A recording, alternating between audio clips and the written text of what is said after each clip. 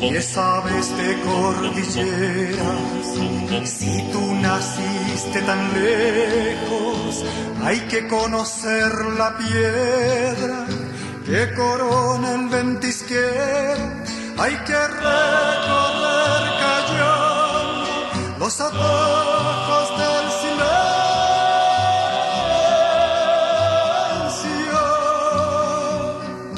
y cortar por las orillas de los lagos cumbreños. Mi padre anduvo su vida por entre piedras y cerros.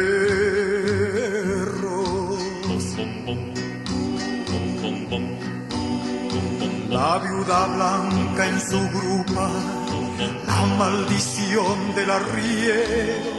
Llevó mi viejo esa noche a robar el ganado ajeno junto al paso de Atacar, a la entrada del invierno.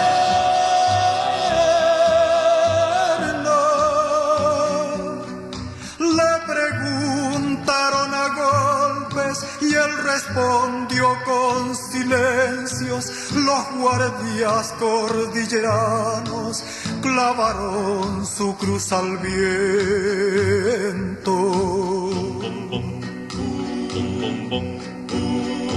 Los Ángeles, Santa Fe fueron nombres del infierno. Hasta mi casa llegaba la ley buscando al cuatrero. Mi madre escondió la cara cuando el lobo volvió del cerro.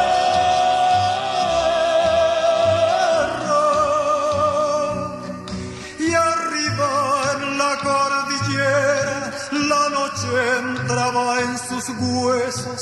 El que fue tan hombre y solo llevó la muerte en su arreo.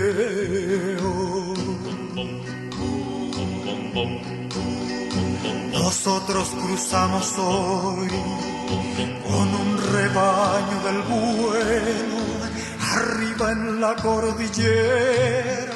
No nos vio cruzar ni el viento, con qué orgullo de querría si ahora llegara a saberlo.